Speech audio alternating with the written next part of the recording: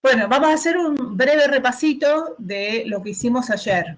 Ayer, además de ver el teorema del valor medio y el teorema de Rolle, y otro teoremita más que no tiene nombre, vimos de qué manera las derivadas, la derivada primera de una función nos dan información sobre los intervalos de crecimiento y decrecimiento de una función y sobre los extremos. Acá me quedó algunos ejemplos, pero no es lo que quería decir. Voy a mostrar la teoría, resumen de la teoría de lo que vimos ayer. Lo que vimos ayer, nos dice que la derivada primera es una herramienta.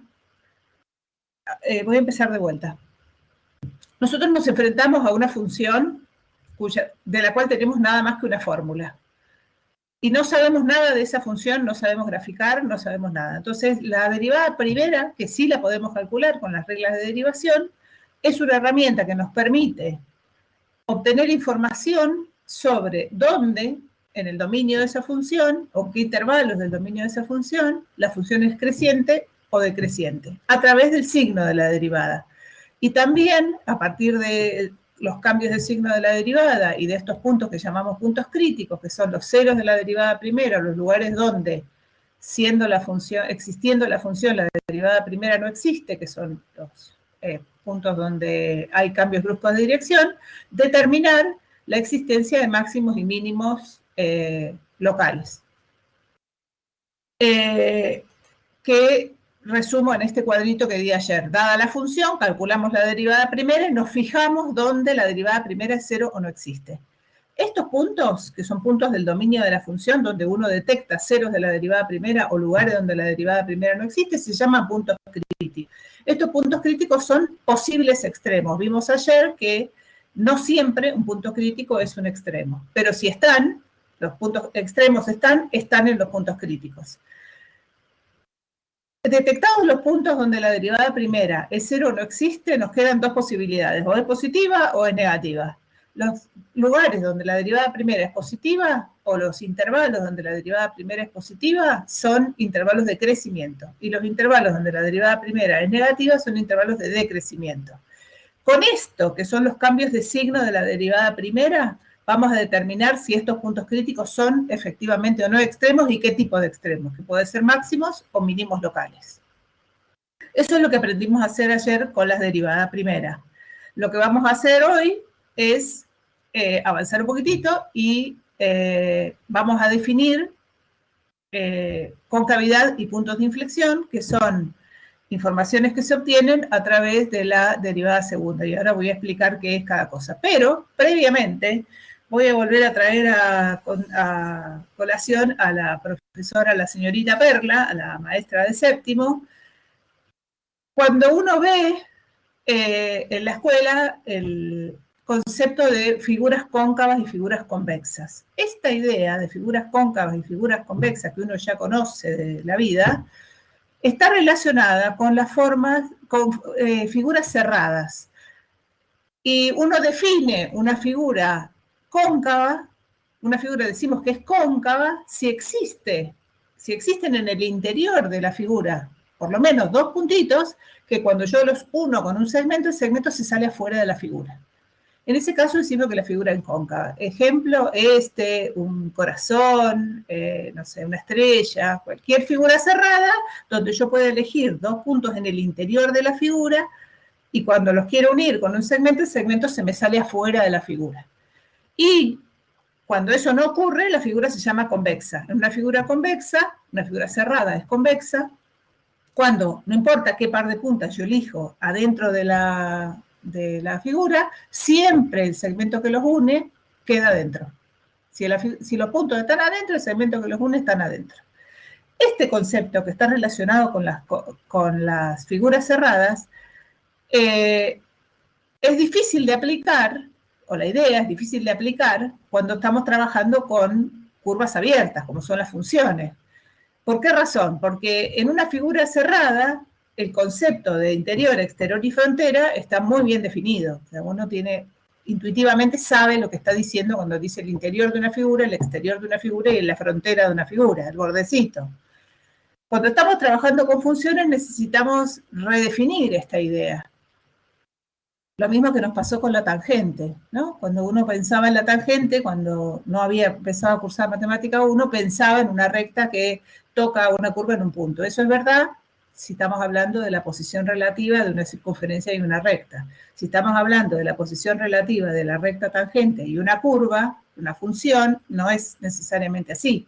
Es una posición límite a la cual tienden las rectas secantes. Bueno, acá nos pasa igual con la concavidad y la convexidad. Y dado que son nombres arbitrarios, lo que vamos a hacer es hablar solamente de dos tipos de concavidades, vamos a llamar concavidad positiva y concavidad negativa, y ahora les voy a contar por qué. Vamos a decir que una función es cóncava positiva si la curva se enrosca en el sentido contrario a las agujas del reloj. Positivo en el sentido de que es la misma forma de medir los ángulos. Los ángulos se miden positivos en el sentido contrario a las agujas del reloj. Y después tiene otra razón para llamarse positiva, que ahí voy. Y vamos a llamar cóncava negativa a una curva que se enrosca en el sentido de las agujas del reloj. Es decir, si uno continuara con la tendencia de esta curva, tendería a cerrarse sobre sí misma en el sentido de las agujas del reloj, contrario a las agujas del reloj. Ese tipo de curvatura, porque esta es una curva que está, una línea que está curvada, ese tipo de curvatura se llama concavidad positiva. Si la curvatura es al revés, es decir, si cuando yo sigo esta tendencia de la curva, la tendencia hace que se fuera a enroscar sobre sí misma en sentido de las agujas del reloj, lo vamos a llamar concavidad negativa. Como regla mnemotécnica, por ahora, es en el sentido, si se enrosca en el sentido en que los ángulos se miden positivos, es concavidad positiva. Si se enrosca en el sentido en que los ángulos se miden negativos, que es para el lado que van las agujas del reloj, cuando andan bien, es concavidad negativa. Entonces vamos a definir esos dos tipos de concavidad. Y lo que estamos viendo acá, cuando hablamos de la concavidad, es cuál es la forma de la curvatura de una gráfica. Pensemos en cualquier función conocida, por ejemplo, una parábola. Una parábola es así, tiene una curvatura que llamamos concavidad positiva. La función cúbica que hace así, tiene un cachito, un intervalo del dominio donde la concavidad es negativa y otro intervalo del dominio donde la concavidad es negativa. Es decir, que la concavidad me está informando cuál es la curvatura de la curva o de la función con la que estamos trabajando. Entonces, vamos a definir la concavidad positiva de una función, que ahora sabemos lo que quiere decir que la curva se enrosca para allá, si la derivada primera de la función es creciente. Y vamos a decir que la función tiene una concavidad negativa si la derivada primera es decreciente en ese intervalo. La concavidad, así como el crecimiento y el decrecimiento, se informa en intervalos. Yo voy a decir, en este intervalo donde tengo una función continua, derivable, y de la cual puedo obtener la derivada segunda, la función va a ser cóncava positiva si la derivada primera es creciente, y va a ser cóncava negativa si la derivada primera es decreciente. Ahora, ¿qué quiere decir esto? Si la derivada primera es creciente, ayer vimos que cuando nosotros queremos evaluar el crecimiento de una función cualquiera, sabemos que si la función es creciente, la derivada primera de esa función es positiva. Si yo digo la derivada de una función, cuando yo tengo una función y la derivo, la derivada es otra función que me dice cosas de la función original. Si yo quiero decir que esta función, esta nueva función que se llama f', es creciente, requiero que su derivada sea positiva. La derivada de la derivada primera es la derivada segunda. Es decir, que la concavidad positiva de una función está vinculada con el hecho de que su derivada segunda es positiva. Por eso también decimos que la concavidad es positiva. O sea, es positiva porque la forma de medición de los ángulos para ese lado es positiva y porque la derivada segunda es positiva. La derivada segunda positiva me habla de concavidad positiva, es decir, de curvatura en el sentido contrario a las agujas del reloj. Análogamente, si yo tengo la derivada, necesito una derivada decreciente, ¿cuándo va a ser una función decreciente? Cuando su derivada sea negativa. Si la función f de x yo la derivo y obtengo una nueva función, que es su función derivada, y requiero que esa función derivada sea una función decreciente, requiero que la derivada de esta nueva función sea negativa. La derivada de la derivada primera es la derivada segunda. Es decir, que hay un vínculo entre el signo de la derivada segunda y la concavidad de la función. Derivada segunda positiva, concavidad positiva. Derivada segunda negativa, concavidad negativa. Entonces, ¿hasta acá? ¿Me avisan si hay algo que no entienden o voy muy rápido? Todo bien, buenísimo. Bueno, ¿qué quiere decir que la derivada primera sea creciente? Que en la medida que yo me desplazo por el eje horizontal, así como va la flecha azul esta, las pendientes de las rectas tangentes van aumentando. Y si yo necesito hacer una curva con la pendiente de las rectas tangentes cada vez más grandes, voy a tener una curva que se enrosca en el sentido contrario de las agujas del reloj. Y eso es independiente de si la curva es creciente o decreciente. Fíjense que acá tenemos otro ejemplo donde las pendientes de las rectas tangentes van aumentando. Fíjense cómo será la pendiente de esta recta que señalo acá. Será, supongamos, menos 3.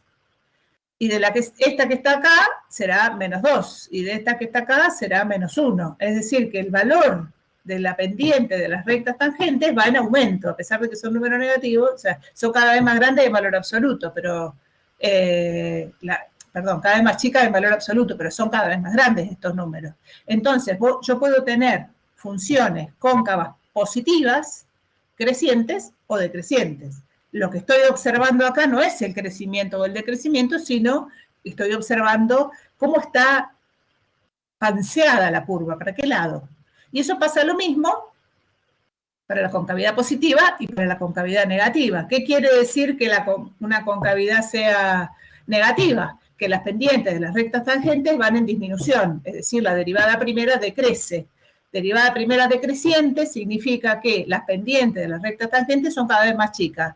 ¿Cuánto valdrá la pendiente de esta recta tangente que está acá? Y valdrá 2, y esta 1, y esta 1/2, y esta 1/3. Por ejemplo, a medida que me muevo para la derecha, la pendiente de la recta tangente a la curva se hace cada vez más chica, y eso genera un gráfico enroscado en el sentido de las agujas del reloj, a lo cual llamamos concavidad negativa. Y también, nuevamente, esto es independiente de si la curva es creciente o decreciente. Tengo acá una curva creciente con concavidad negativa y acá tengo una curva decreciente con concavidad negativa. Lo que estoy observando acá es cuál es el comportamiento de las pendientes de las tangentes cuando me muevo de menos infinito a más infinito por el dominio de la función. Si las tangentes decrecen, tengo concavidad positiva y negativa. Y estas cosas pueden cambiar en el dominio. O sea, uno puede tener una parte donde las pendientes de las rectas tangentes disminuyen y una parte donde las pendientes de las rectas tangentes aumentan. Ejemplo, x al cubo. X al cubo tengo, la dibujo acá en el aire, así, x al cubo hace así, hace como una panza, en el 0 se aplana y se pone, empieza a crecer.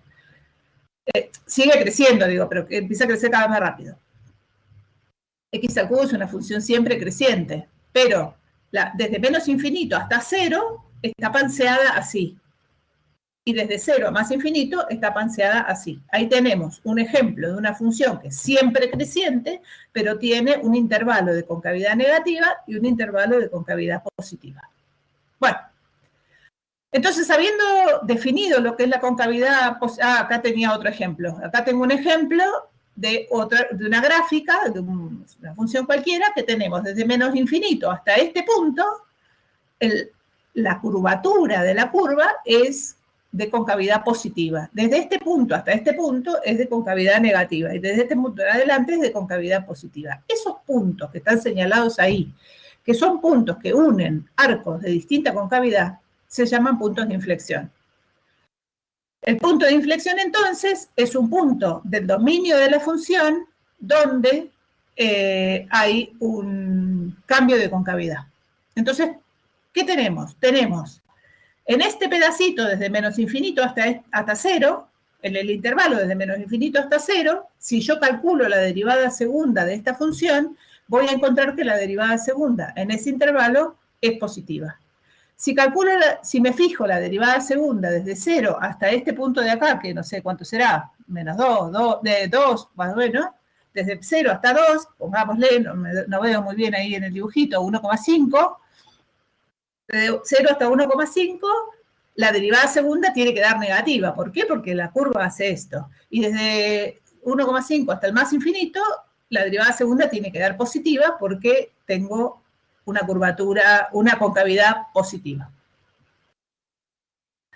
Mirando el gráfico, uno puede decir cuál es el signo de la derivada segunda. Acá, yo lo miro, o sea, acá puedo decir un montón de cosas. Puedo decir, por ejemplo, que acá hay una tangente horizontal, que acá hay otra tangente horizontal, o sea que voy a tener una derivada primera 0. Esta función es derivable porque no tiene cambios bruscos de dirección. Puedo decir que esta función es decreciente desde menos infinito hasta acá y creciente de este punto hasta más infinito, lo cual me informa sobre el signo de la derivada primera y también sobre la existencia de puntos de inflexión y el signo de la derivada segunda.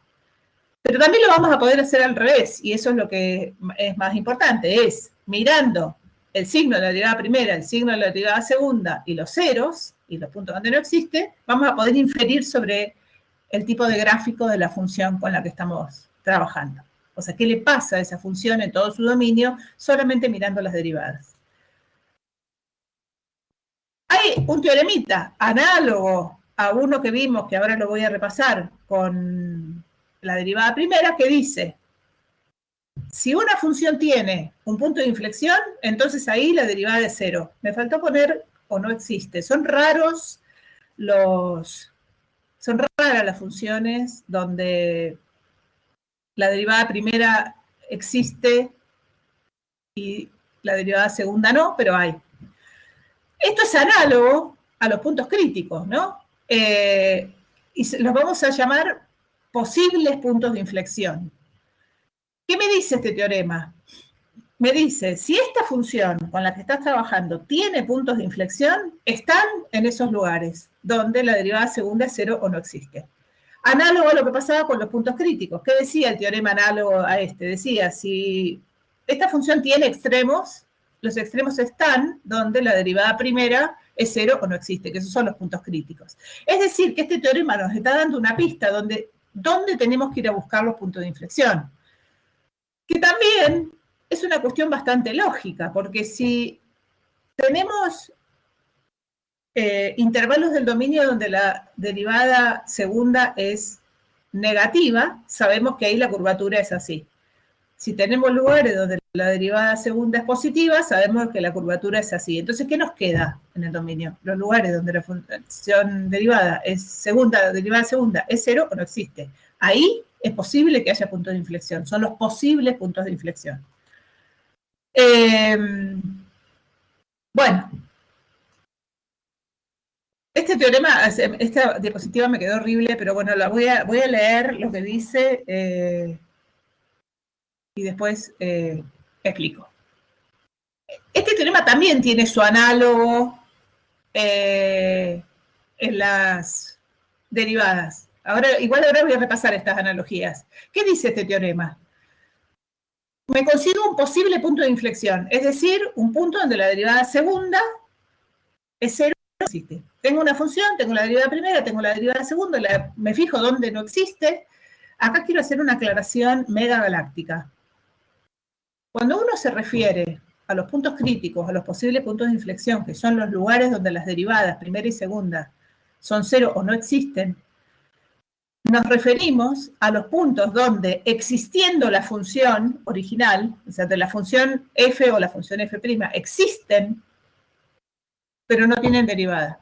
Ejemplo, la función valor absoluto, cuando yo calculo la derivada primera en cero, no existe la derivada primera, pero sí existe la función. No son puntos que no están en el dominio, ¿no? Son puntos que están en el dominio de la función, donde, a pesar de eso, no hay derivada primera. O donde existe la función, existe la derivada primera y a pesar de eso, no hay derivada segunda.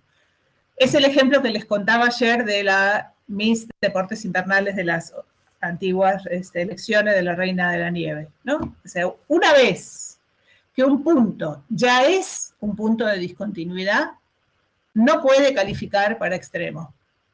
Entonces, no me importa si la derivada primera ahí no existe. La derivada primera no existe porque no existe la función, porque es un punto de discontinuidad. Entonces, ese no califica como punto crítico. Lo mismo con la derivada segunda. Estos puntos son puntos del dominio de la función, donde existiendo la función, por alguna razón, no hay derivada primera o no hay derivada segunda. Bueno, ¿qué dice este teorema? Tengo un punto de estos que es un posible punto de inflexión. Es decir, un punto donde la derivada segunda es cero o no existe. Si hay un cambio de signo de la derivada primera, de la derivada segunda, de izquierda a derecha del punto de inflexión, del punto de este posible punto de inflexión, entonces sí es un punto de inflexión. Si no hay un cambio de signo de la derivada segunda, de izquierda a derecha, del posible punto de inflexión, entonces no es un punto de inflexión. Es decir, este teorema nos da una herramienta para decidir si un posible punto de inflexión es o no punto de inflexión. Tenemos un análogo en las derivadas que decía, si tengo un punto crítico que es posible.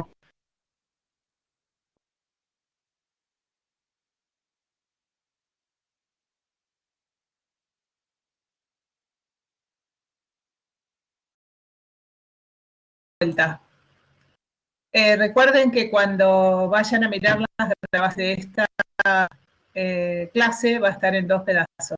La primera parte espero que se haya grabado y ahora empecé a grabar otra vez. Bueno, entonces estaba diciendo que este teorema me está dando un criterio para determinar si un punto que fue detectado como posible punto de inflexión, es decir, un punto donde la derivada segunda es cero o no existe, es o no es punto de inflexión. ¿Qué quiere decir que hay un punto de inflexión? Quiere decir que la derivada primera pasa de ser creciente a decreciente o decreciente a creciente, con lo cual la derivada primera puede tener un máximo o un mínimo. El máximo o mínimo de la derivada primera es el punto de inflexión. Ahora vamos a verlo ahora en la práctica.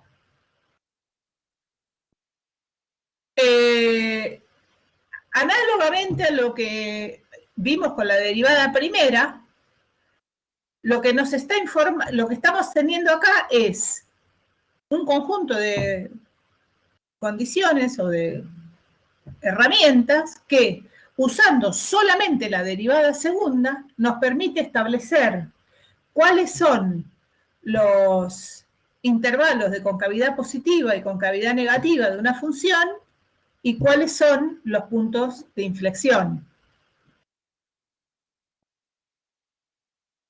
Cuadrito parecido al de antes. Tenemos la función, calculamos la derivada primera, calculamos la derivada, de la derivada primera nos da un montón de información, calculamos la derivada segunda, ¿y qué cosas pueden pasar con la derivada segunda? Puede pasar que la derivada segunda sea cero o no exista, acá me volvió a faltar el no existe, y esos son los posibles puntos de inflexión. Fuera de los lugares, dentro del dominio, donde la derivada primera, la derivada segunda es cero o no existe, fuera de esos lugares, la derivada segunda es positiva o negativa. Si la derivada segunda es positiva, tenemos intervalos de concavidad positiva. Si la derivada segunda es negativa, tenemos intervalos de concavidad negativa. Y esto, que me permite observar los cambios de concavidad de un lado al otro de un posible punto de inflexión, nos permite decidir si esos son o no puntos de inflexión. Es decir, que este cuadrito, este esquemita, para la derivada primera y para la derivada segunda funcionan igual. Solo que la derivada primera nos informa sobre crecimiento, decrecimiento y extremos, y la derivada segunda nos informa sobre concavidad positiva, negativa y puntos de inflexión. O sea, con la misma herramienta de la derivada obtenemos información de distinto tipo de información respecto de la curva, de cómo es el gráfico de la función, si es creciente, si es decreciente, cómo crece, porque no es lo mismo crecer como x cuadrado que crecer como raíz de x, ¿no? Entonces, ¿en qué se diferencian los crecimientos? En la curvatura de la curva, ¿no? Bueno, ¿cómo se procede con la derivada segunda? Igual que con la derivada primera. ¿Qué hacemos? Calculamos la derivada segunda, la igualamos a 0, y también nos fijamos dónde, existiendo la derivada primera, la derivada segunda no existe. Esos son los posibles puntos de inflexión. Ubicamos en el eje horizontal, en el eje X, los posibles puntos de inflexión que son nuestros candidatos, ¿no? Los candidatos a puntos de inflexión son. Y además los puntos de discontinuidad, por lo mismo que expliqué ayer, que ahora voy a volver a explicar, y evaluamos el signo de la derivada segunda en estos intervalos que quedan determinados por los posibles puntos de inflexión y por los puntos de discontinuidad. Una vez que ubicamos y evaluamos el signo, vamos a poder decidir si estos candidatos que teníamos son o no puntos de inflexión. ¿Cómo? Si hay cambio de signo de izquierda a derecha del punto en la derivada segunda. Y eso nos permite definir los intervalos de concavidad positiva y negativa. Si ustedes se fijan en la clase de ayer, el procedimiento para la determinación de extremos e intervalos de crecimiento y decrecimiento de la función es igual, solamente que donde dice acá derivada segunda, ya dice derivada primera. Igual el cuadrito ya lo hice yo, se los voy a mostrar más adelante. ¿Por qué necesitamos ubicar? Esto lo vimos con detalle ayer, así que lo voy a repasar rapidito. ¿Por qué necesitamos poner nuestros candidatos, que son estos PPI, acá son los posibles puntos de inflexión? ¿Por qué necesitamos poner estos candidatos y los puntos de discontinuidad? Porque, dos cosas. Uno, podría haber un cambio de concavidad de izquierda a derecha del punto de discontinuidad sin que haya un punto de inflexión. Esta es la mis deportes invernales. Mis deportes invernales. Ya está, es punto de discontinuidad. Entonces, puede ser que la función cambie de concavidad de un lado al otro de un punto de discontinuidad y ese punto no es un punto de inflexión, es un punto de discontinuidad. Por otra parte, si hubiera un cambio de signo, acá me quedan determinados 3 intervalos, desde menos infinito hasta acá, de este posible punto de inflexión hasta acá, hasta este punto de discontinuidad, del punto de discontinuidad a este posible punto de inflexión y otro intervalo después, son 4, no 3. ¿Por qué yo digo que basta con esto? Porque cualquier punto, elijo acá este intervalo, que es el intervalo donde un intervalo que va de menos infinito hasta este posible punto de inflexión. Si acá hubiera un cambio de signo de la derivada segunda, tendría que pasar una de dos cosas. O la derivada segunda cruza el eje, con lo cual habría otro posible punto de inflexión, que ya sabemos que no hay, o salta, y en ese caso la derivada segunda no existe. Entonces, no es posible que haya un cambio de signo a la derivada segunda en algún intervalo sin que por ahí haya un posible punto de inflexión. Es decir, que si yo los detecté a todos, que lo único que tengo que hacer es igualar la derivada cero y fijarme dónde no existe, si los detecté a todos, esos puntos que detecté son mis candidatos y lo único que tengo que hacer es considerar esos puntos más los puntos de discontinuidad de la función.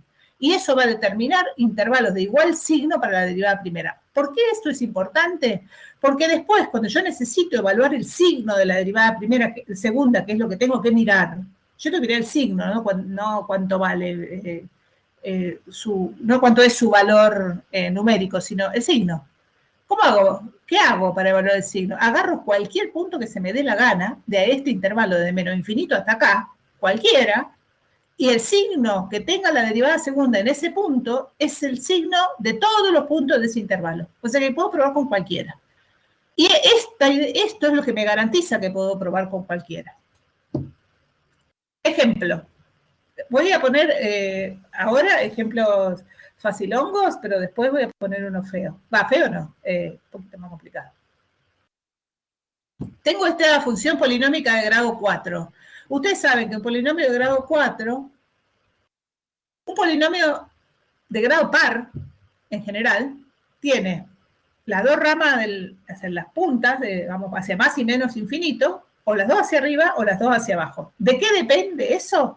De el signo del coeficiente de la potencia de mayor grado. Y si el grado es impar, tiene una para arriba y una para abajo, así o así, dependiendo de ese signo.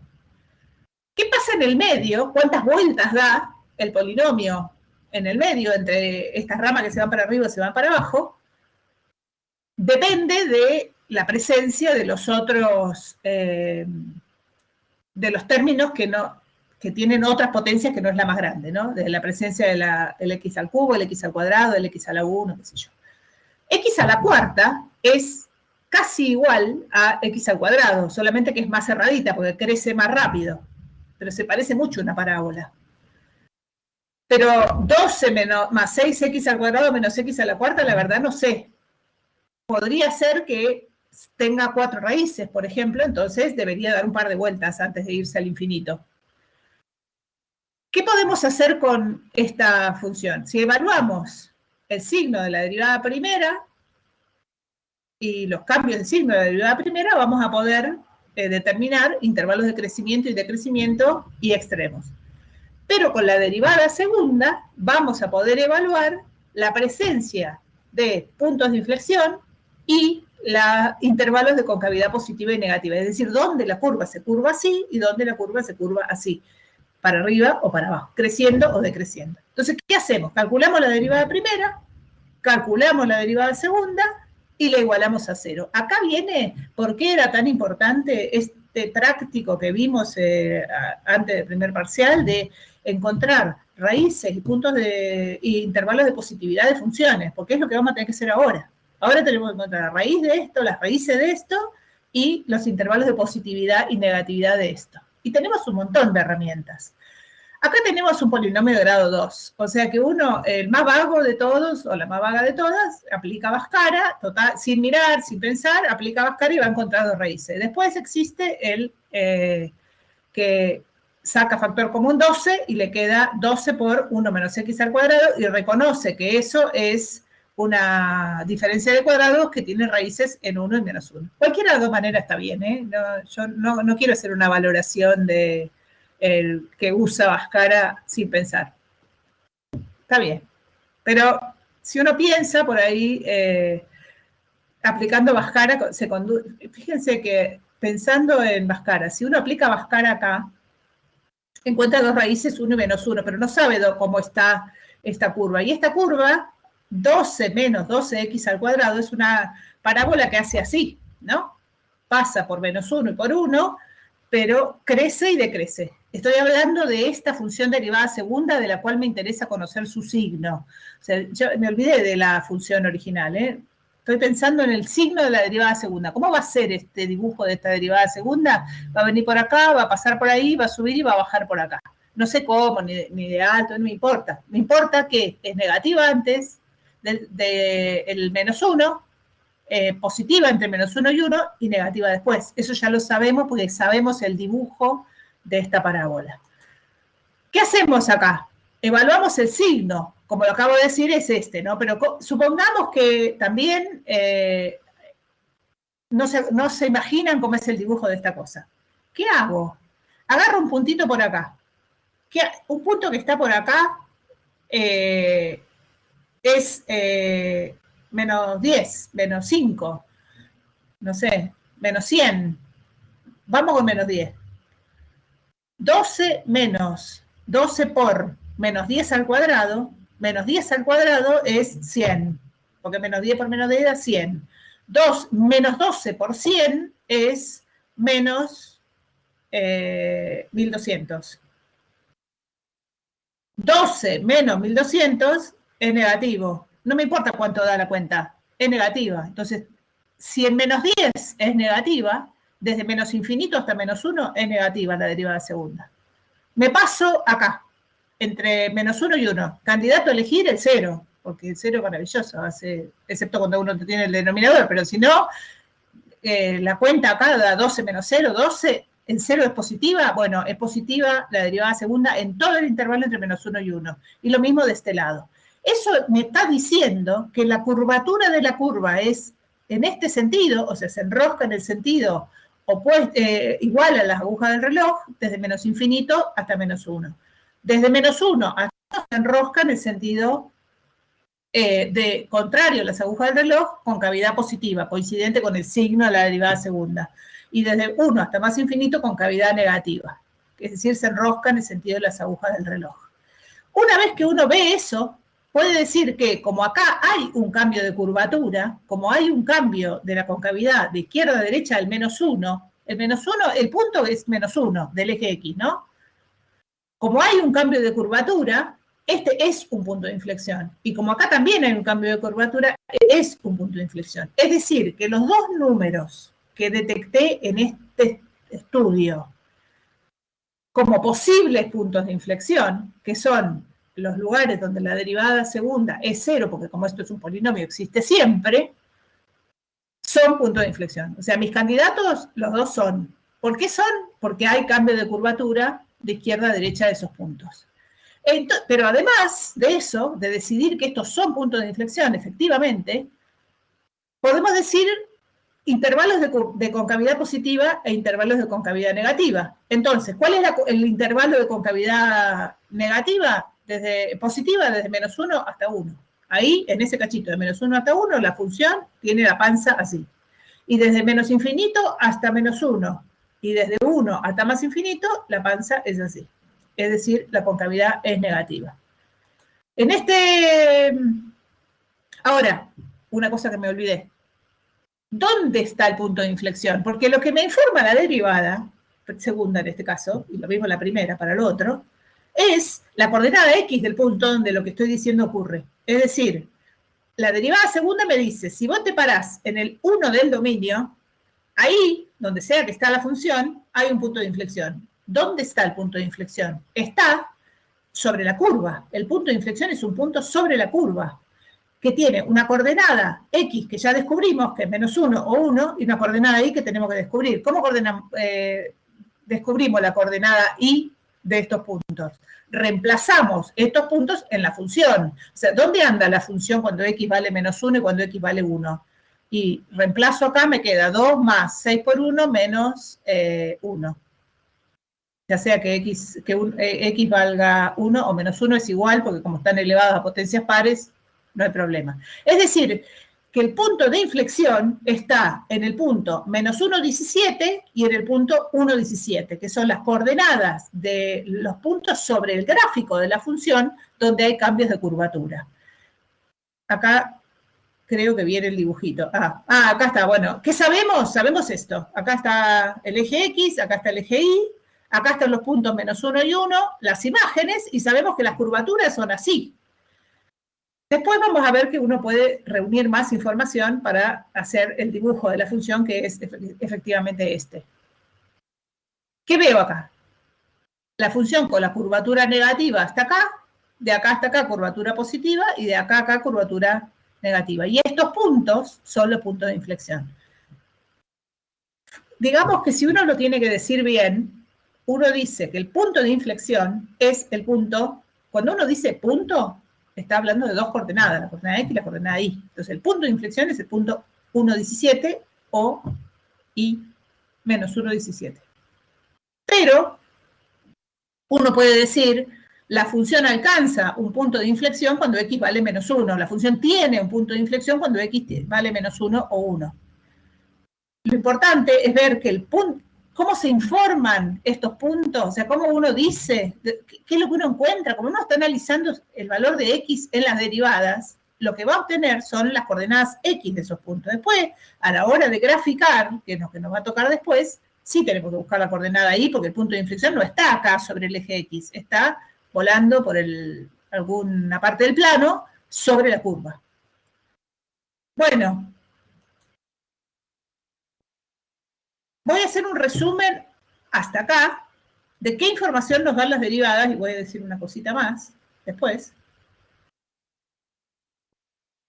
Este cuadrito ya lo repasé cuando empezamos, así que voy a pasar rápido. Lo que nos dice es qué nos informa la derivada primera.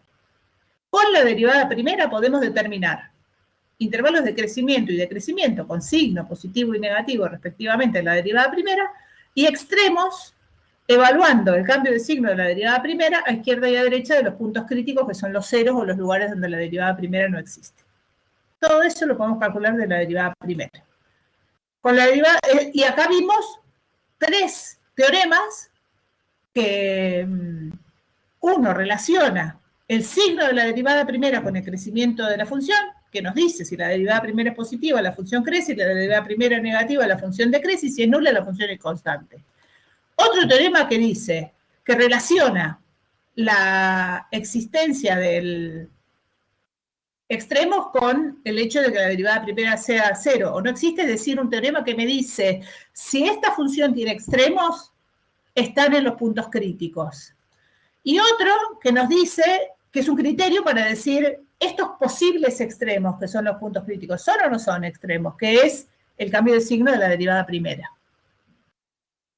Estos 3 teoremas son fundamentales para el cuadrito que vimos recién, es decir, y justifican el procedimiento, que es agarrar la derivada primera, igualarla a 0 y fijarnos dónde 0 no existe. Esos son los puntos críticos, teorema 2, que es el que nos dice si hay extremos están acá. Evaluar el signo de la derivada primera a la izquierda y a la derecha de esos puntos con la salvedad de los puntos de discontinuidad, que es el teorema el primero, que nos dice si la derivada primera es positiva, la función crece, y si es negativa, decrece. Y por último, con el tercero, definir si esos posibles puntos extremos, o sea, los puntos críticos, son o no extremos, que es el tercer teorema.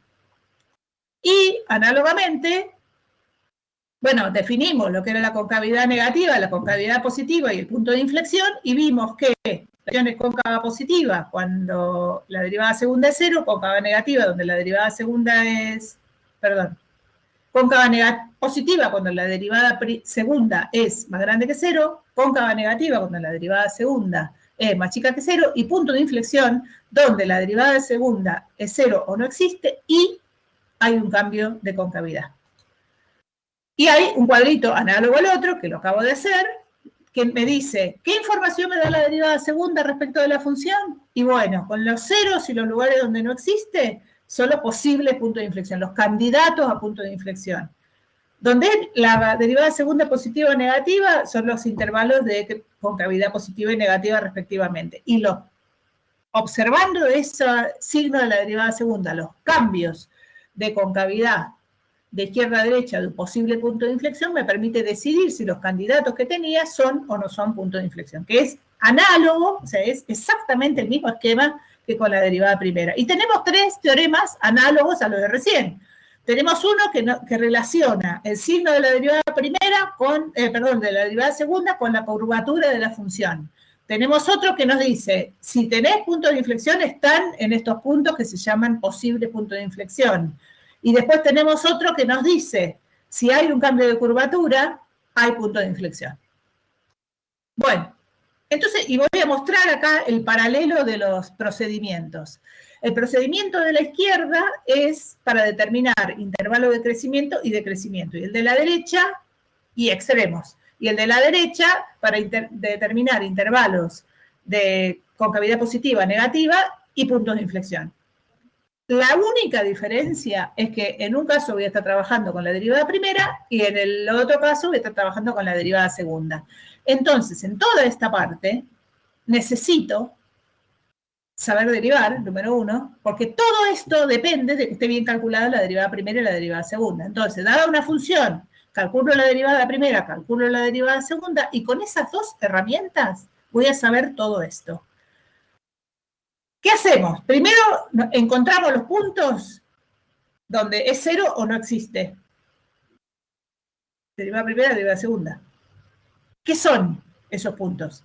En la derivada primera son puntos críticos, que son posibles extremos. En la derivada segunda son posibles puntos de inflexión. ¿Qué sigue? Tengo que ubicarlos en el eje.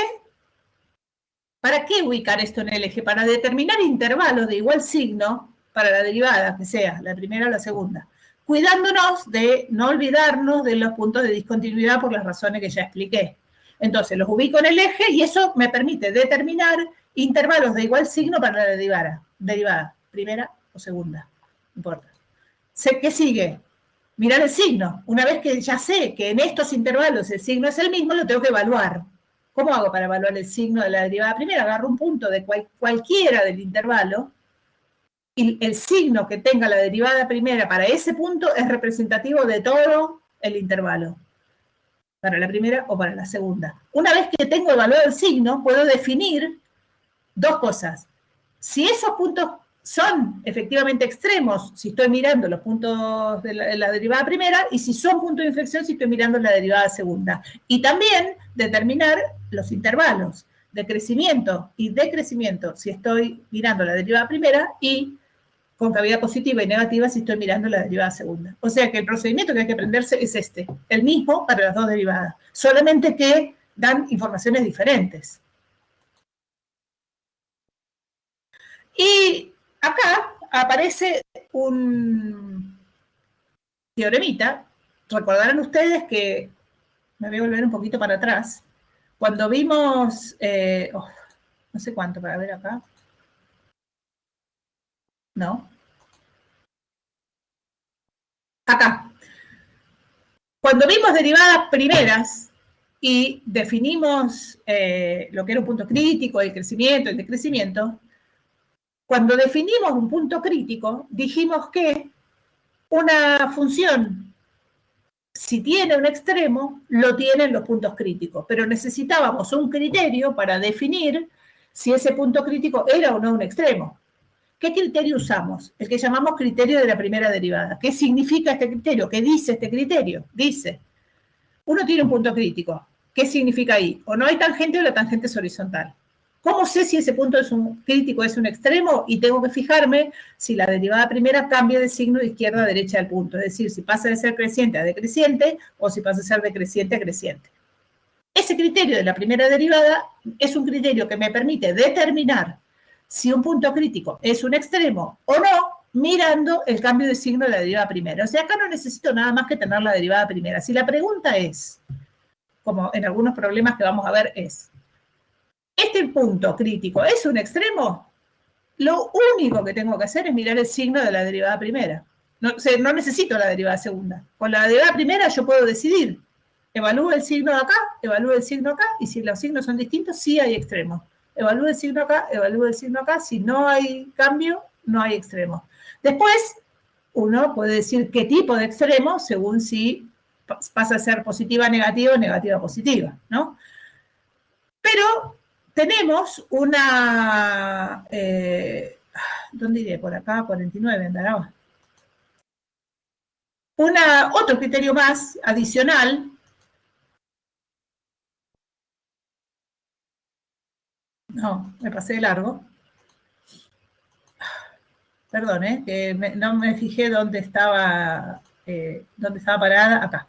Otro criterio adicional, que es un criterio para determinar si un punto crítico es o no un extremo usando la derivada segunda. Es decir, hay que hacer una cuenta menos, ponele.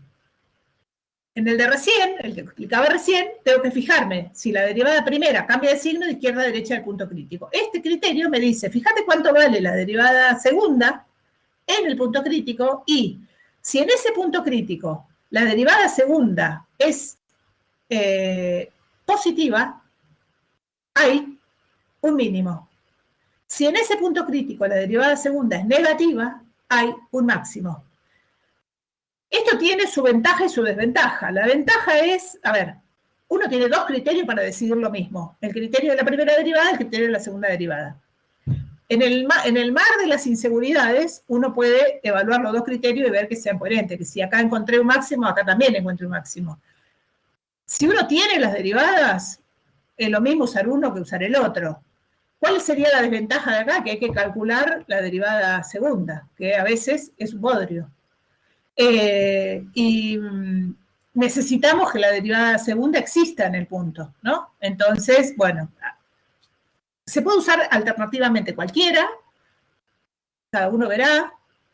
Mi recomendación sería, como todo esto tiene que guardar una coherencia lógica, mi recomendación sería, evalúen con la derivada primera, si hay un cambio de signo, la derivada primera, y decidan si esto es un máximo o mínimo, y después se fijan qué pasa con la concavidad de la función en el punto del extremo, si eso es coherente con lo que encontraron antes. Porque ¿cuál es la cuestión acá? O sea, ¿en qué se basa esto? En estos grafiquitos negros que dibujé acá, que le quise sacar el negro pues se me borraban los ejes. ¿Qué dice acá? Este es un punto crítico, es un punto donde la tangente es horizontal. Y uno encuentra que la derivada segunda es así. Si la derivada segunda es así, con la tangente horizontal, y ese punto es un mínimo. Al revés, si uno encuentra un punto crítico, tangente horizontal, y encuentra que ahí en ese punto la concavidad es así, y bueno, ese punto es un máximo. Ese es el criterio de la segunda derivada, que me permite decidir si un punto crítico es o no un extremo mirando el signo de la derivada segunda.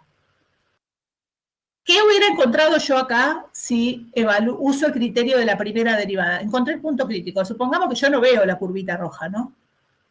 Encontré un punto crítico, donde la tangente es horizontal.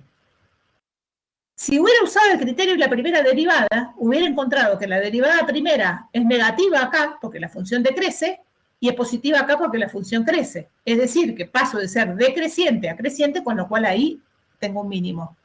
Si hubiera calculado la derivada primera acá, tendría que la derivada primera es positiva de este lado porque la función crece y la derivada primera es negativa de este lado porque la función decrece. Si una función pasa de ser creciente a decreciente con tangente horizontal, entonces ahí hay un máximo.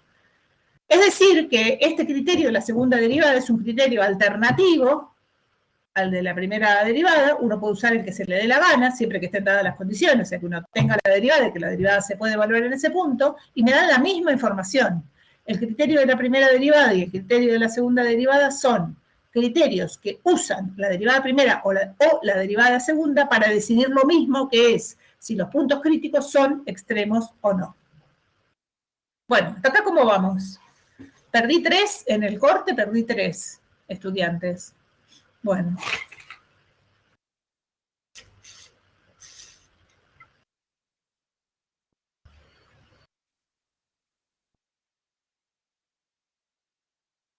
Bueno. A ver, María Fernanda.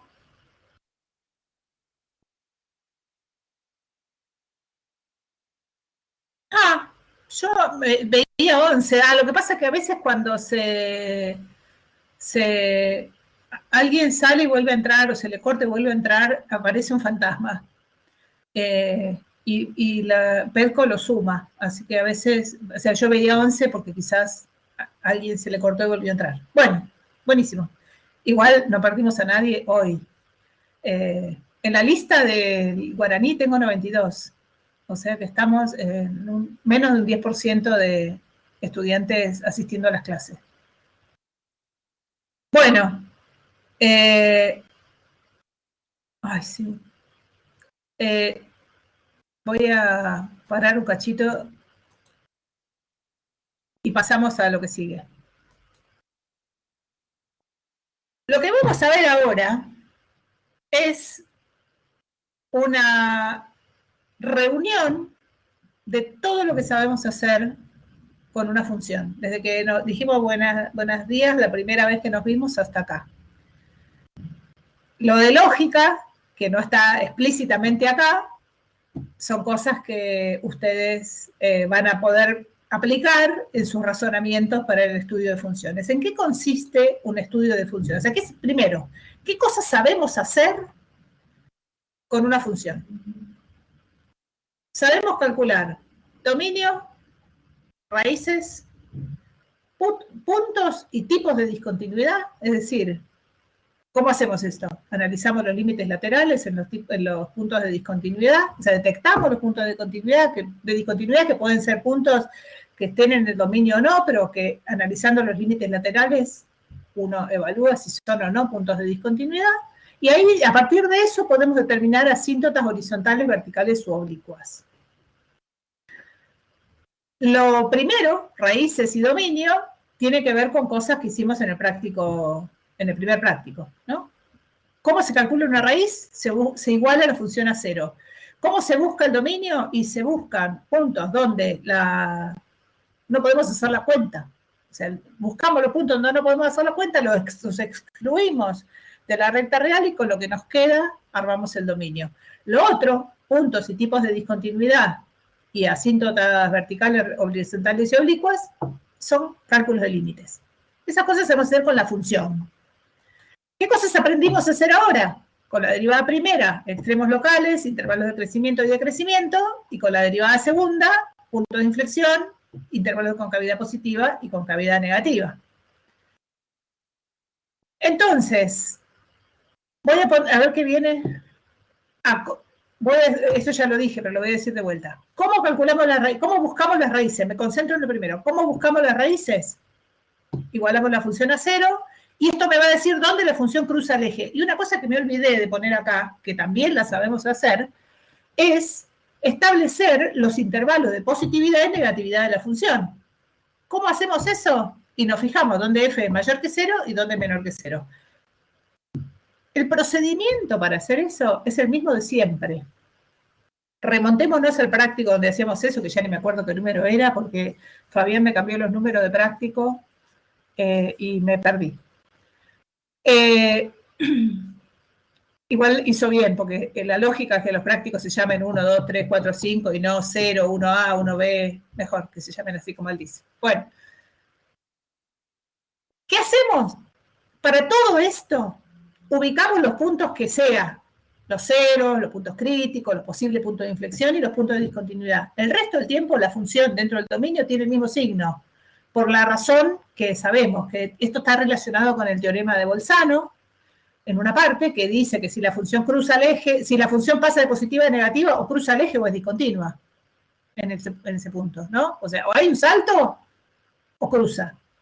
Entonces, si yo ya detecté los puntos donde la función corta al eje, el resto del tiempo la función es positiva o negativa, y me tengo que fijar si hay punto de discontinuidad, porque podría cambiar de signo la función de un lado al otro del punto de discontinuidad sin cortar el eje. Ejemplo, 1 sobre x, que es negativa hasta el 0 y de positiva después del 0. Ahí hay un cambio de signo de la función, hay un intervalo de negatividad de menos infinito a 0 y un intervalo de positividad de 0 más infinito, y no hay una raíz. ¿Por qué? Porque hay un punto de discontinuidad. Bueno, segunda cosa, esto está al revés. En realidad, la primera cosa es el dominio, ¿no? Lo primero que tenemos que hacer es, siempre que vamos a trabajar con una función, establecer el dominio. ¿Por qué? Porque el dominio me dice cuál es mi contexto de trabajo. Incluso si uno está trabajando no con una función abstracta, sino en un problema, es muy importante el dominio, porque, por ejemplo, uno está trabajando con perímetros de cosas, de figuras. Es importante saber que el perímetro es una cantidad positiva, porque es la suma de los lados o de lo que uno tenga de la figura, el contorno de la figura. Quizás la función con la que uno está trabajando admite números negativos, ¿no? Pero bueno, hay que tener en claro que no, que en este problema el dominio de trabajo son los números positivos. Entonces, lo primero del mundo para cualquier cosa es determinar el dominio. ¿Cómo hacemos? Nos fijamos dónde la función no está definida, o hay puntos de ensamble, qué sé yo. ¿Cuáles son los números reales que admiten imagen por medio de esta función? Una vez que tenemos eso, calculamos las raíces. ¿Por qué puse acá esto de, bueno, el orden? No sé, estaba pensando en otra cosa. ¿Dónde están las posibles asíntotas verticales? Y en los puntos de discontinuidad, ¿no? En los puntos de discontinuidad evaluando límites laterales en el punto de discontinuidad, puedo ver si la función se va al infinito por un lado o por el otro, y ahí posiblemente haya asíntotas verticales. ¿Qué más sabemos hacer? Otros tipos de discontinuidad, que son los puntos donde la función está ensamblada, esto ya lo dije, donde no está definida, y podemos calcularle límites. ¿Qué límites calculamos en una función? Calculamos los límites laterales en los puntos de discontinuidad, los límites laterales en los bordes del dominio, por ejemplo, en logaritmo uno puede calcular el límite lateral por un lado al 0, y los límites laterales, los límites a más y menos infinito. Y ahí vamos a evaluar la existencia de asíntotas horizontales, verticales, y quizás asíntotas oblicuas, quizás asíntotas oblicuas, si es que están dadas las condiciones. ¿Qué tenemos que hacer para las oblicuas? Tenemos que calcular el límite de la función de la función dividido x cuando x tiende a infinito. Y ahí encontramos la pendiente de la asíntota oblicua. Bueno, esto es lo que sabemos hacer con la función. Después, podemos hacer cosas con las derivadas, que es lo que repasamos hoy, que son estas dos cosas que ya dije 1000 veces. Es el mismo procedimiento. Agarramos la derivada primera, agarramos la derivada segunda. Donde 0 no existe, son posibles extremos. Donde 0 no existe, es posibles puntos de inflexión. Y después de eso, fuera de eso, es positivo y negativo, y son intervalos de crecimiento y decrecimiento, o concavidad positiva y negativa. Y ahora agregamos un nuevo criterio, que es el que nos permite definir si esos extremos son máximos o mínimos mirándole la concavidad a la función. Eso es lo único que agrega este gráfico a lo de recién. Y acá hice un cuadrito que dice otra vez lo mismo, que dice, ¿qué cosas pueden pasar con una función?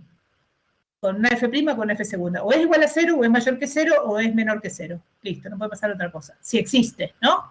Entonces, si es igual a 0, son posibles puntos de inflexión, posibles extremos. ¿En qué sentido posibles? Es que si están, están ahí. Si no están ahí, no hay. ¿Cómo sabemos eso? Si hay cambio de signo. De la derivada de primera y de la derivada de segunda. Y bueno, lo que ya dije 80 veces sobre qué informa el signo de la derivada primera y el signo de la derivada segunda. Acá puse un ejemplito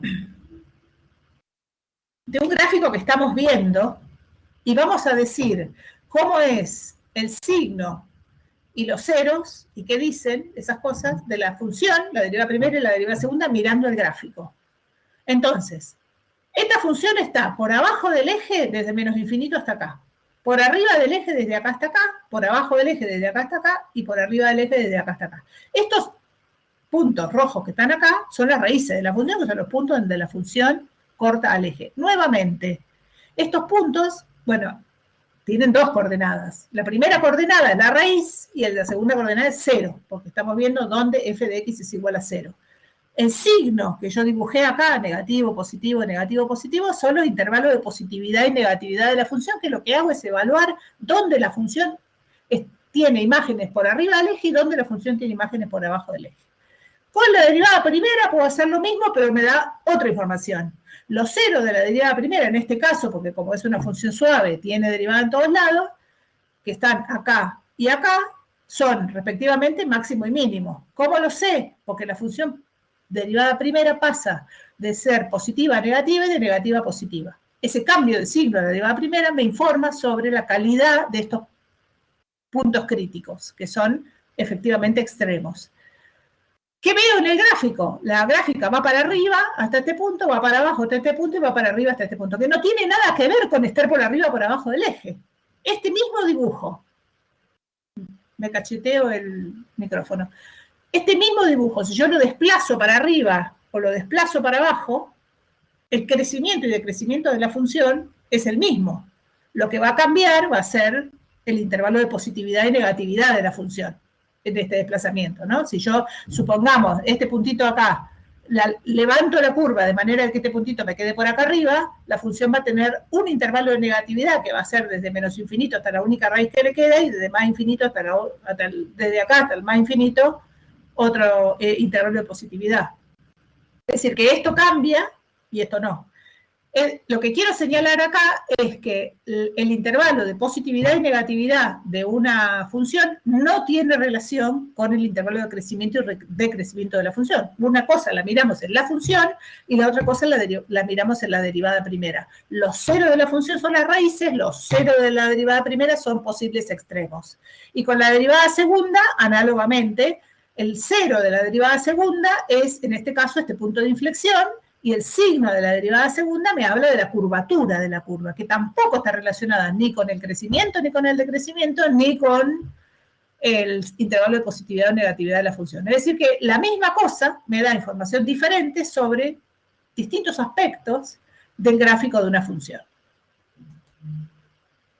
Entonces lo que vamos a hacer, y esto es lo que concluye, más o menos concluye, pero porque nos queda un tema, que lo voy a dar la semana que viene, se llama estudio de funciones. Esto es lo que concluye la unidad del práctico, la unidad en la que está el práctico 8.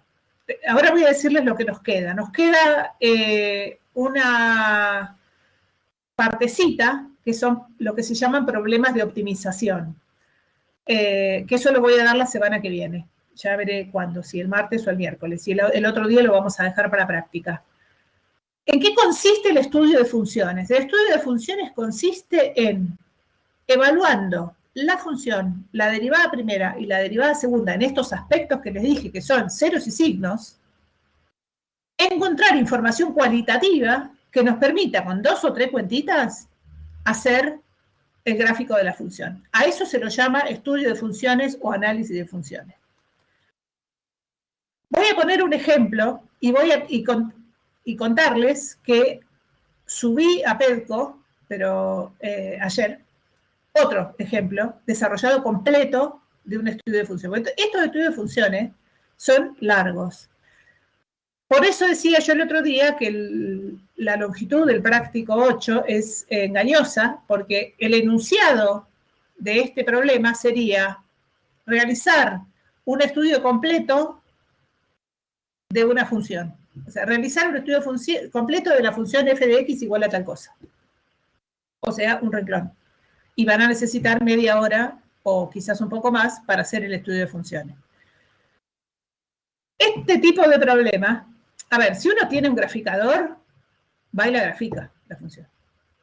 Y puede ver cosas. O sea, las cosas que yo mostré recién en este dibujo, uno las ve acá, ve el gráfico y ve dónde está el máximo, dónde está el mínimo, dónde está el punto de inflexión, cuáles son los intervalos de crecimiento y de crecimiento, qué sé yo. ¿Qué vamos a hacer ahora? Lo que vamos a hacer es recoger información cualitativa y alguito cuantitativa a partir de la función y su derivada primera y su derivada segunda para llegar a un gráfico aproximado. Como ustedes están con la disponibilidad de seguramente de un graficador en sus computadoras o en sus celulares, van a poder graficar la función. Lo que sí vamos a requerir de ustedes es que si ustedes ven que ahí hay un máximo, tienen que mostrar de dónde sale eso analíticamente, de dónde sale que ahí hay un máximo, más allá de que yo lo veo en el graficador, ¿no? Bueno, todo esto ya lo dije 80 veces. ¿Qué cosas sabemos hacer? Entonces lo que vamos a hacer es arrancar con esta función. Esta función que acá se acabaron los polinomios.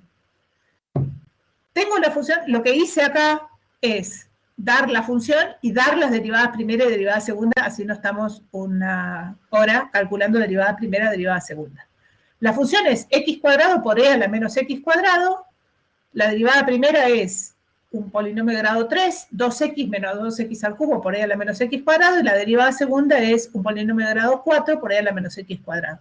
¿Cuál es el dominio de esta función? Es decir, tenemos que decir de todos los números reales si hay alguno con el que no puedo hacer la cuenta, y ese lo saco. A ver, ¿cuál es el dominio de esta función?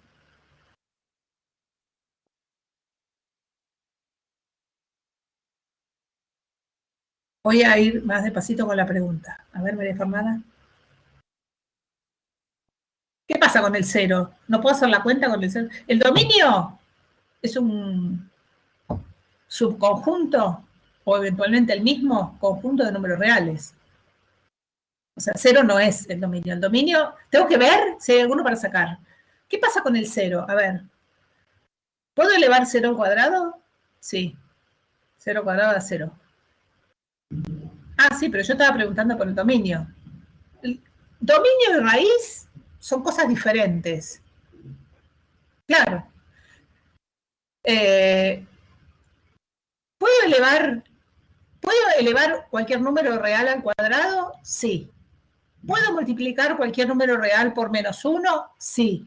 ¿Puedo hacer e elevado a cualquier número real? Sí. Entonces, el dominio es... A ver, Mariana.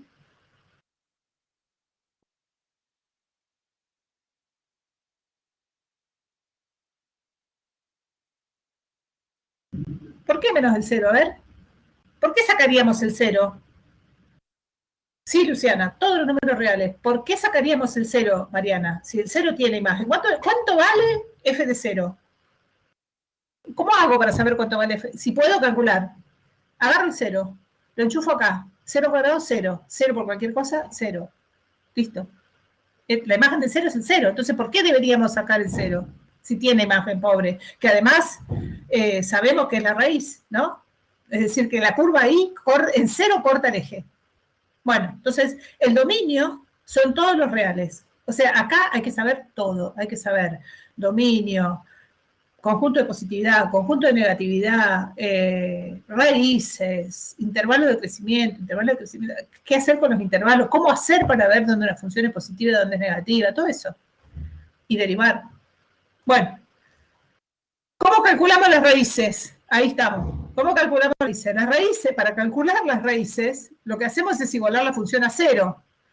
E elevado a la cualquier cosa es siempre distinto de cero. Entonces, lo que manda acá es el polinomio que está multiplicado a e a la menos x cuadrado. Este número, e a la menos x cuadrado, e a la cualquier cosa, es una cantidad siempre positiva, por lo tanto, si hay una raíz, no está dada por este factor.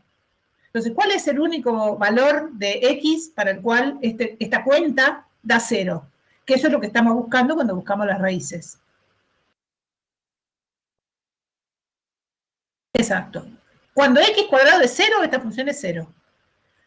Fíjate, claro, anula la operación. Fíjate que cuando acá tengo x vale 0, acá tengo e a la 0, e a la 0 vale 1, o sea, esto vale 1. No me importa, porque 0 por 1 da 0. Es decir, que la única raíz de esta función es el 0. Es decir, lo único que esto nos dice es la función toca al eje X en 0. Que puede ser que lo cruce o que no lo cruce, no sabemos. ¿Cómo sabemos si esto lo cruza o no lo cruza? Tenemos que fijarnos el signo de la derivada de la función a la izquierda y a la derecha del 0. Miremoslo un cachito, porque creo que esto no lo hice, no lo puse acá. ¿Cuál es el signo de esta cuenta? X cuadrado por e a la menos x cuadrado a la izquierda del 0. Estoy preguntando por el signo. ¿Cuál es el signo? Es decir, estoy evaluando intervalos de positividad y negatividad de esta función. La única raíz es el 0. No tiene punto de discontinuidad. Entonces, el signo de lo que esté a la izquierda del 0 es lo mismo para cualquier punto. Y el signo de lo que está a la derecha del 0 es lo mismo para cualquier punto. ¿Cómo sabemos? El signo de la función, es decir, si la función es positiva o negativa, a la izquierda del 0 y a la derecha del 0. ¿Cómo hacemos?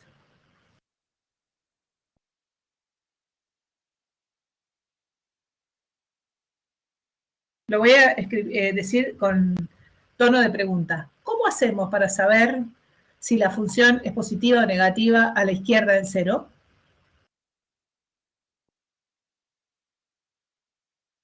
Esto ya lo saben hacer del práctico 1. A ver, Valentín.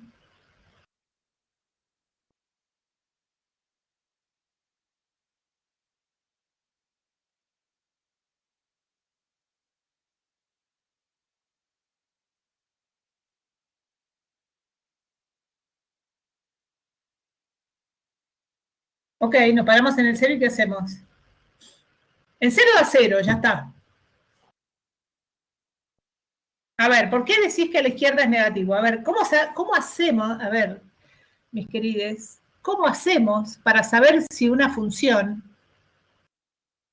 es positiva o negativa en un intervalo? La única posibilidad, esta función es una función continua, ¿no? ¿Por qué? Porque es un producto de funciones continuas. La función e a la algo es una función continua, la función x cuadrado es una función continua, incluso uno puede hilar un poquitito más finito, e a la menos x cuadrado es la composición de dos funciones continuas, entonces es continua multiplicada por el cuadrado, esta es una función continua. ¿Qué significa que es continua? En todos los reales, que arranca en menos infinito y se va a más infinito y no tiene interrupciones. Una función continua, si cruza al eje, digamos, si pasa de ser positiva a negativa, ahí tiene una raíz. Eso lo dice el teorema de Bolzano. En este caso estamos pensando al revés. Encontré una raíz. ¿Qué puede pasar acá? O sea, nuevamente, desde menos infinito hasta cero, la función tiene el mismo signo, porque si tuviera un cambio de signo, debería tener una raíz que no tiene más, ya sabemos que tiene eso del cero.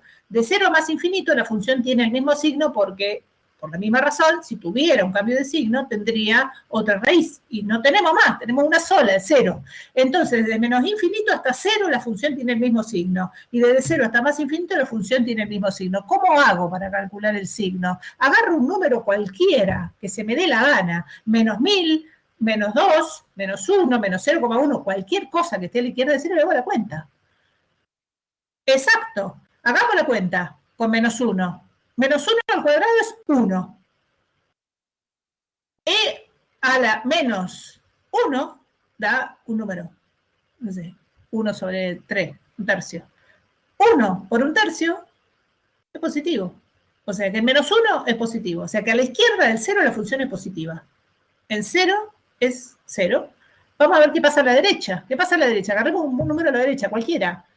0, 1, 2, 7, 1000, 1500, cualquiera. Cualquier número real que se me dé la gana a la derecha. Como es, uno minimiza el esfuerzo, voy a agarrar el 1. ¿Por qué agarrar el 1? Porque es fácil elevar al cuadrado. Bueno, a ver. A ver, María Fernanda. Positivo por positivo. Y del lado derecho pasa lo mismo. ¿Por qué pasa lo mismo? Porque la x está elevada al cuadrado todas las veces que aparece. Entonces, esto, que yo creo que no lo dije nunca yo, pero que seguramente lo vieron en el ingreso, es lo que se llama una función par, que es una función que tiene un eje de simetría y a la derecha y a la izquierda, o sea, del 0, hace lo mismo. Y esto está provocado por la aparición de la función del x al cuadrado. O sea, si yo agarro 1 o agarro menos 1 y lo elevo al cuadrado, el resultado es el mismo. Entonces, acá y acá me va a dar siempre 1. Entonces, es positiva a la izquierda y positiva a la derecha. ¿Qué quiere decir eso? Que la función está todo el tiempo volando por arriba del eje X, excepto cuando lo toca en el 0. Hace ping y se va para arriba de vuelta. Lo cual ya nos da información, ¿no? Porque si la función está por arriba del eje y tiene que tocar el 0, tiene que bajar. Y si baja, es decreciente. Toca el 0 y después tiene que subir para seguir siendo positiva. Entonces ahí hay un mínimo. O sea, uno ya sabe cosas cuando empieza a trabajar con esto. Sabe cosas que va a corroborar con el estudio de la función. Bueno, segunda cosa, límites y asíntotas. Como la función es continua en todos los reales, no tiene asíntotas verticales. Ya sabemos que acá asíntotas verticales no tenemos. Pero podría tener horizontales u oblicuas. Y acá me encuentro con un problema, que es que todavía ustedes no saben calcular estos límites horribles, lo van a saber el viernes. Entonces ahora voy a requerir de su fe y voy a decirles cuánto vale este límite y lo van a calcular, van a aprender a calcularlo el viernes con Gabriela. ¿Qué tenemos acá cuando x tiende a más infinito? Primero, verticales no hay. Horizontales, ¿dónde las buscamos? Cuando x tiende a más infinito o cuando x tiende a menos infinito, que lo tenemos que hacer por separado porque podrían pasar cosas distintas. En este caso, como la función tiene esta característica de que x está elevado al cuadrado las dos veces que aparece, y pasa lo mismo para x positivo y x negativo, bastaría con mirar una, pero ante la duda uno calcula los dos, para allá y para allá. ¿Qué tenemos? Tenemos una indeterminación porque tenemos, cuando x tiende a infinito, x al cuadrado es infinito. Y si este exponente tiende a menos infinito, entonces e a la menos x cuadrado tiende a 0. Es decir, que tenemos una indeterminación 0 por infinito. Esa indeterminación 0 por infinito nosotros la podemos convertir en una indeterminación infinito sobre infinito pasando este factor al denominador. Esto lo hemos hecho ya con el cálculo del límite. Lo que no sabemos es cómo resolver esto, porque acá no podemos dividir por la mayor potencia, porque abajo no tenemos un polinomio, tenemos una función exponencial. La regla o la técnica de cálculo para estos límites se llama regla del L'Hopital y es maravillosa y la van a aprender el viernes. Ahora, créanme que este límite es 0. Es 0 y además, como ya sabemos que la función es positiva todo el tiempo, excepto en su raíz, tiende a 0 por valores positivos.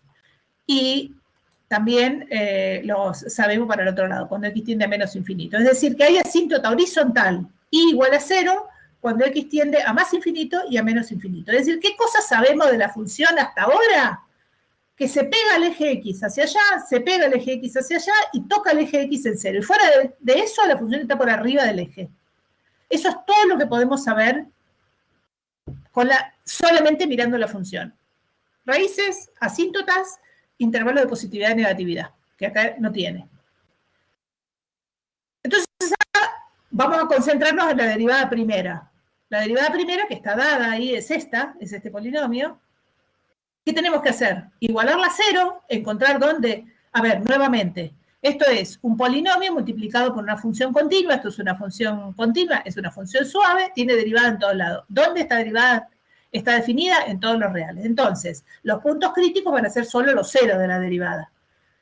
¿Cuándo podría aparecer un punto donde la derivada primera no existe y donde aparecen algunos denominadores, donde la función sí está definida pero la derivada no?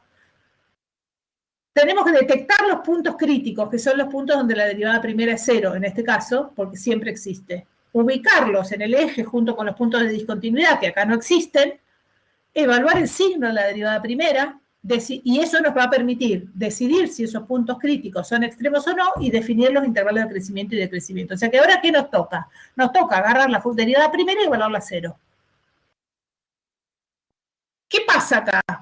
Como decía María Fernanda hace un rato, lo que manda es, a ver, e a la menos x cuadrado, acá, es siempre distinto de 0. O sea que lo que manda para los ceros de esta función es este polinomio de grado 3 que está acá. ¿Cómo calculamos las raíces de este polinomio de grado 3? O factorizamos, o dibujamos el dibujito, hacemos el dibujito, si es fácil de hacer, y vemos que tiene 3 raíces, 0, 1 y menos 1. 0, 1 y menos 1 son las raíces de la derivada primera, es decir, son los puntos críticos. ¿Qué son los puntos críticos? Los posibles extremos, es decir, puntos donde la función podría tener máximos o mínimos locales o relativos.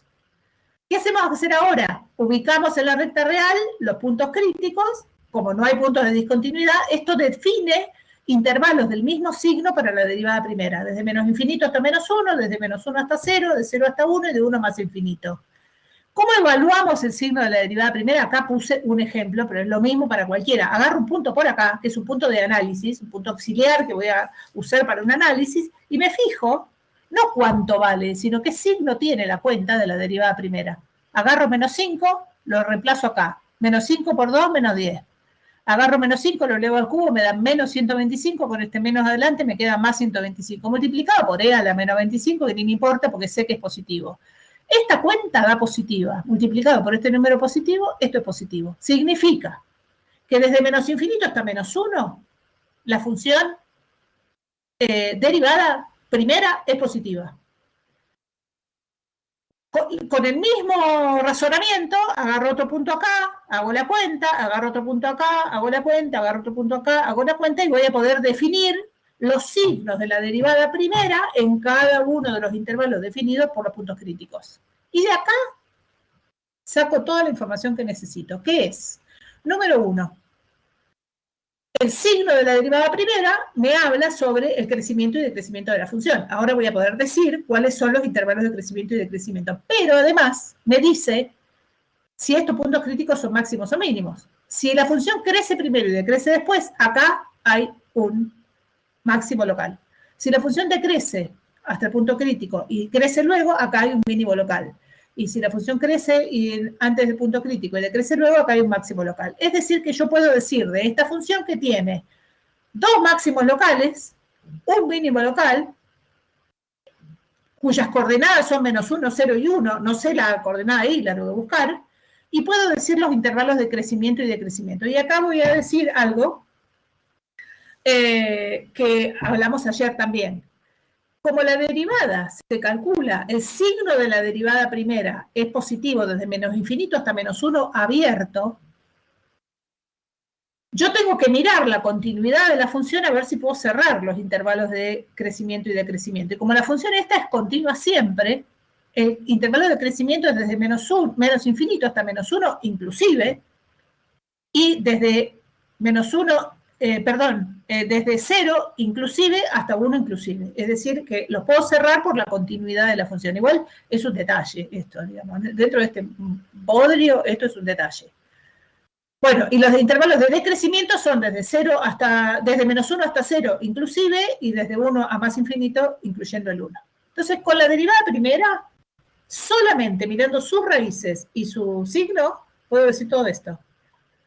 Ahora, ¿dónde están el máximo, el mínimo? Ahí tengo que buscar las imágenes. O sea, ¿cuándo la función alcanza un máximo? Cuando x vale 1, cuando x vale menos 1, son los máximos. Y cuando x vale 0 es el mínimo. Pero ¿dónde están? Están sobre la curva los máximos y los mínimos. Entonces, ¿cómo busco sus imágenes?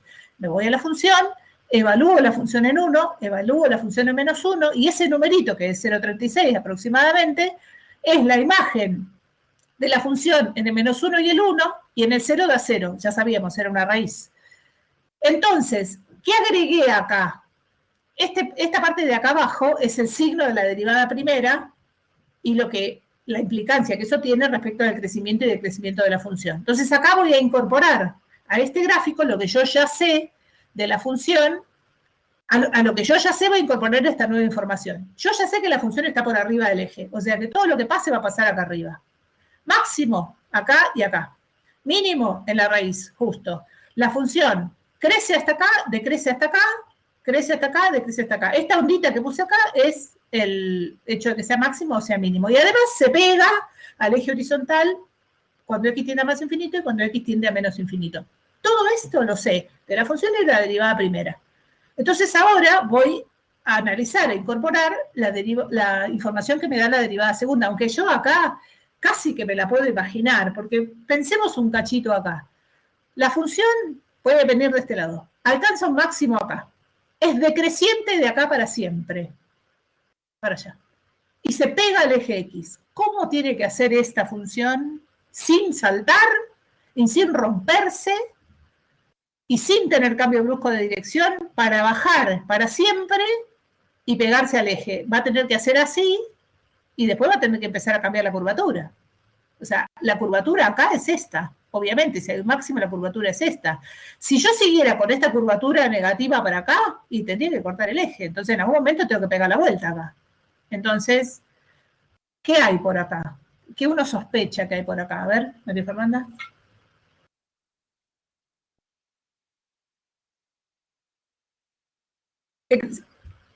Otros no, hasta ahora no tenemos ninguno. Existen puntos de inflexión. Acá hay un punto de inflexión, seguro.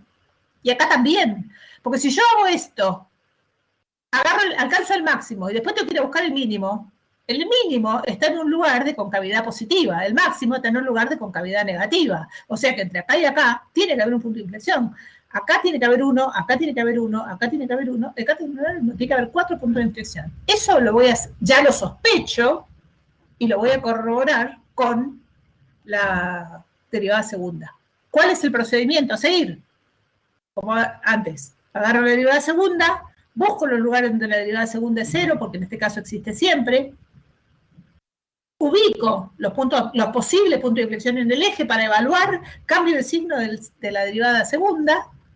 Acá no tengo puntos de discontinuidad, evalúo el signo. ¿Cómo? Agarro un punto y me fijo en la derivada segunda si es positiva o negativa, no cuánto vale, si es positiva o negativa. Decido si hay cambio de curvatura, hay punto de inflexión, y defino los intervalos de concavidad positiva y negativa. Lo hacemos, es rapidito. Ahí. Esperen que se me quedó... se me borraron acá los puntos de inflexión. Ya... bueno, no importa. Acá hay una fórmula, que es la fórmula de Bhaskara aplicada a este horrible polinomio de grado 4. Acá hay que hacer un revoleo algebraico. Porque es una función, esta función de grado 4 es lo que se llama una función bicuadrada, donde si uno hace una sustitución y llama z a x al cuadrado, uno tendría 4z cuadrado menos 4z más 2. Ahí uno puede aplicar Bhaskara, obtener 2 raíces y aplicarle la raíz a esas raíces y obtener las 4 raíces. No importa. ¿Cómo? También uno puede buscar en internet cómo calcular la raíz en polinomio de grado 4 y las calcula. Esos números que no se ven acá, es una imagen oculta capaz, ojalá, en el PDF que está colgado ahí, que acabo de subir a Pedco, está la raíz, cómo se calcula, son menos 1,51, menos 0,47, 0,47 y 1,51. Ya sabía que íbamos a encontrar 4 candidatos, ¿no? Porque no hay otras muchas opciones, como que lo que uno va encontrando va modelando la función, no da mucha posibilidad de cambiar. Ubicamos los posibles puntos de inflexión en el eje. No tenemos punto de discontinuidad. ¿Qué quiere decir esto? Que el signo de la derivada segunda no cambia en todo este intervalo, en todo este. Entonces hay 5 lugares donde uno tiene que ir a chequear. ¿Qué tenemos que hacer? Agarrar 5 puntos, a ver si puse alguno, acá, acá. Por ejemplo, menos 2, que está acá, menos 2, menos 10, menos 100, menos 1000, lo que sea, que esté a la izquierda de menos 1,51. Este es un número aproximado, ¿no? Porque es un número irracional. Lo reemplazo en la derivada segunda, agarro el menos 2, lo pongo acá. Menos 2 a la cuarta es 16, por 4, 64. Menos 2 al cuadrado es 4, por menos 10 es 40. Entonces tenemos 64 menos 40 más 2 por una cosa positiva. Esta cuenta da positiva. Te debe decir que la derivada segunda es positiva desde menos infinito hasta este punto que es menos 1,51 aproximadamente. Con el mismo razonamiento voy a tener el signo de la derivada segunda en todos los subintervalitos que quedaron definidos en el dominio, delimitados por los posibles puntos de inflexión. Entonces ahora miro esto y ¿qué puedo decir? Puedo decir que en este intervalo la función se curva así, que está bueno porque yo había visto que se va al menos pegado al eje X desde arriba, o sea, no podés ir de otra manera. Después se curva así, así, así y así. Y en todos estos puntos que yo definí como posibles puntos de inflexión, observo un cambio de signo en la derivada segunda, es decir, un cambio de curvatura de izquierda a derecha del punto de inflexión, del posible punto de inflexión, por lo tanto estos son puntos de inflexión, es decir, que tengo 4 puntos del dominio, que son menos 1,51, menos 0,47 y sus avatares positivos, donde la función cambia de curvatura. Ahora, ¿dónde cambia de curvatura? ¿En el menos 1,55? No, en el punto del dominio menos 1,55, pero que está sobre la curva. ¿Qué tengo que hacer? Ah, me olvidé. Intervalos. Ahora puedo decidir intervalos de concavidad positiva y negativa, que lo miro acá, lo leo acá. Si está bueno ordenar, una de las sugerencias que yo tengo para hacer acá con este problema, es un problema mega grande, es largo, es hacerse un resumito de lo que uno va encontrando, que puede ser ir construyendo el gráfico como yo voy mostrando y aparte tener una tablita al costadito ahí en otra hojita, donde uno puede ir anotando los intervalos de crecimiento, los máximos, los mínimos, los puntos de inflexión, sus imágenes, los puntos de discontinuidad, todo ese resumen que uno obtiene de este análisis que yo estoy haciendo, lo puede ir anotando en un cuadrito. Muchas veces pasa que como uno mete la pata, acá hay infinitas posibilidades de meter la pata, o sea, si uno hace esto, va a meter la pata. Por ejemplo, en las cuentas, en fijarse si esto es positivo o negativo. Uno se puede equivocar ahí cuando hace la cuenta, sobre todo cuando hay cosas tan horribles como que no hay ningún número entero entre 2 posibles puntos de inflexión, por ejemplo, acá hay por todos lados, pero podría pasar, entonces uno tiene que hacer la cuenta con menos 1/3, por ejemplo, y por ahí uno mete la pata. Lo bueno de esto es que todo guarda coherencia. Entonces, así como nosotros dijimos, sospechamos que hay 4 puntos de inflexión y lo confirmamos después, si uno acá encuentra que no hay un cambio de concavidad, la sospecha es metí la pata en la cuenta. Entonces se puede revisar la cuenta y ver dónde uno metió la pata. Todo esto tiene que guardar coherencia. Si uno encontró un máximo, la concavidad tiene que ser negativa. Si uno encontró un mínimo, la concavidad tiene que ser positiva. ¿Dónde estaban los máximos y los mínimos? Habíamos encontrado un máximo en 1 y en menos 1.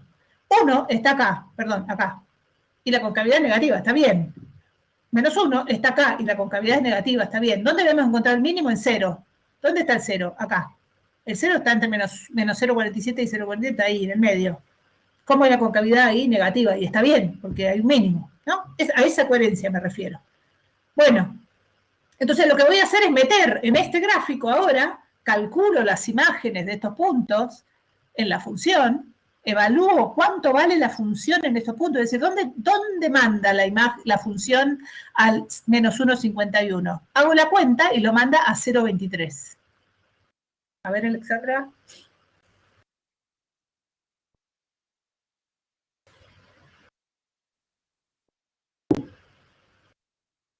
No sé si me querías preguntar algo o cacheteaste el teclado sin querer. Bueno, decime si me querés preguntar. Sigo. ¿Qué hice acá? Solamente enchufé la información de la derivada segunda, que es concavidad, como además esta hélice que hice acá, la usé para simbolizar un punto de inflexión, pero fíjense que las hélices son distintas según si la función crece o decrece y según cómo es el cambio de concavidad, porque esto podría ser al revés, podría ser así y así, ¿no? Entonces, como uno tiene concavidad positiva y luego negativa, sabemos que el cambio es así. Es creciente, sabíamos que era creciente, es así y luego así. En cambio acá es de concavidad negativa pasa a concavidad positiva. Y como acá en el medio hay un máximo, la función acá es decreciente, esta hélice va para abajo. Todas estas cosas se las van a dar la práctica, ¿no? Ahora lo que voy a hacer es meter toda la información junta en este gráfico. Tengo asíntota horizontal, mínimo, máximo. Acá máximos, acá son absolutos, porque si la función tiene estos máximos, no tiene punto de discontinuidad y se va al eje, bueno, son absolutos. Igual eso lo puedo decir después, ¿no? Una vez que vea el gráfico. Punto de inflexión acá, concavidades, etcétera. El gráfico de la función es este que trazo acá. Se pega al eje X, sube, cambia de curvatura, sigue subiendo hasta el máximo, baja, cambia de curvatura, sigue bajando hasta el mínimo, sube, cambia de curvatura, sigue subiendo hasta el máximo y lo mismo hasta que después se pega al eje X. El gráfico de la función es este, de la función x cuadrado por e a la menos x cuadrado. Y toda la información que necesitamos, ¿qué cuentas tuvimos que hacer para calcular el límite, para realizar este gráfico? Tuvimos que calcular la derivada primera y la derivada segunda, que en este caso estaban dadas, igualar a 0 la función, la derivada primera y la derivada segunda, unos cálculos de límites, que en este caso eran 2, a más infinito y a menos infinito, porque no hay puntos de discontinuidad, y después evaluar signos de funciones en intervalos. Listo. Y bueno, calcular algunas imágenes, que era, o sea, ¿para qué me sirven las imágenes? Para saber dónde está la función, si está por acá, está por acá, está por acá. Eso, nada más. Eso es todo lo que hay que hacer en el estudio de funciones. Bueno, y con esto doy por terminada esta clase de hoy. Voy a parar de grabar.